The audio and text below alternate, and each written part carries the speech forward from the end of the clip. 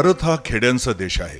50% जनता आजही खेड्यातच राहत असून ती झपाट्याने वाढत आहे। विकासाच्या निरनिराळ्या योजना गावागावात राबवल्या जात आहेत। या योजनांमुळे जमीन हस्तांतरणाची प्रक्रिया ही जोरात सुरू आहे, पण गावातील लोकांना आपली नेमकी हद्दच माहीत नसते। नेमकी जागा किती आहे हेच माहीत नसल्यामुळे अनेक प्रश्न ग्रामस्थांना अडचणीत टाकतात आणि त्यांची गैरसोय होते।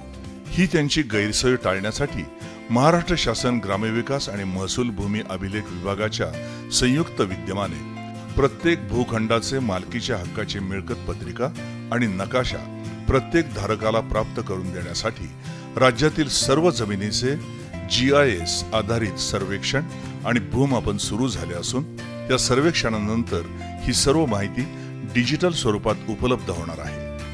ही योजना ग्रामविकास विभाग मंत्रालय मुंबई, जमाबंदी आयुक्तांचं कार्यालय पुणे आणि भारतीय सर्वेक्षण विभाग डेहराडून यांच्या संयुक्त विद्यमाने राबवण्यात येत आहे। प्रथम गावठाण सर्वेक्षण करण्यासाठी मिळकतीच्या हद्दी पांढऱ्या रंगाने म्हणजे चुना वापरून चिन्हांकित केल्या जातील। मिळकतीबरोबरच गावातील रस्ते, ओढे, नाले, गावठाणातील खुल्या जागा हेही चिन्हांकित केलं जाईल। चिन्हांकित केलेल्या भूभागावरून ड्रोन फिरवून हे नकाशे चित्रित केले जातील आणि डिजिटल स्वरूपात साठवले जातील। पुढे गावठाणातील सर्व मालमत्तांचं GIS आधारित रेखांकन आणि मूल्यांकन केलं जाईल।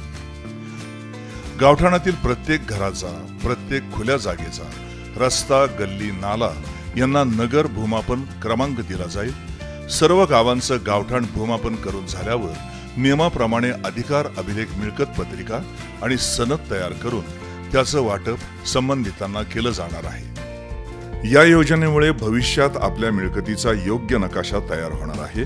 त्यामुळे सर्व गावकऱ्यांना अशी विनंती आहे की आपण आपल्या जागा, मिळकती योग्य प्रकारे पांढऱ्या रंगाने अचूक पद्धतीने चिन्हांकित कराव्यात, कारण सदर नोंदणी ही 2017च्या सॅटेलाइटद्वारे काढलेल्या नकाशाच्या आधारे होणार असल्यामुळे नागरिकांनी आपल्या मालकीच्याच मिळकती अचूक पद्धतीने चिन्हांकित कराव्यात। जर जास्त जागा चिन्हांकित केली तर ती अतिक्रमण म्हणून ग्राह्य धरली जाईल। या योजनेमुळे ग्रामस्थांच्या नागरी हक्कांचं संवर्धन होणार असून गावातील सर्व मिळकत धारकांचे मिळकतीचे नकाशे तयार होतील आणि सर्व मिळकतीच्या सीमा निश्चित होतील। गावातील प्रत्येक मिळकत धारकाला त्यांच्या मालकीच्या हक्काचा पुरावा म्हणजेच मिळकत पत्रिका आणि सनद यामुळे उपलब्ध होणार आहे।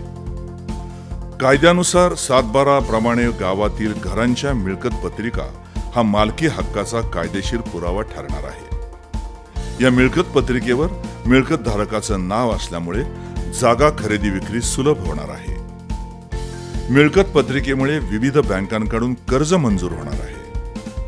गावातील जागेमुळे होणारी भांडणं संपुष्टात येतील। गावातील ग्रामपंचायतीची जागा, रस्ते, नाले यांचं संरक्षण करता येईल। गावातील विकास कामांचं नियोजन करण्यासाठी नकाशे आणि अभिलेख उपलब्ध होतील। या योजनेमुळे ग्रामस्थांच्या नागरी हक्कांचं संवर्धन होणार असून शासनाच्या मिळकतीचंही संरक्षण होणार आहे। यामुळे गाव ग्रामस्थ आणि ग्रामपंचायत शासन अशा सर्वांसाठी लाभदायी असलेल्या गावांच्या गावठाणातील जमिनींचं GIS आधारित सर्वेक्षण आणि भूमापन योजनेच्या अंमलबजावणीला सुरुवात झाली असून सर्व ग्रामस्थांनी याकरता शासनाला आवश्यक ते सहकार्य करावं अशी अपेक्षा आणि आवाहनही आहे।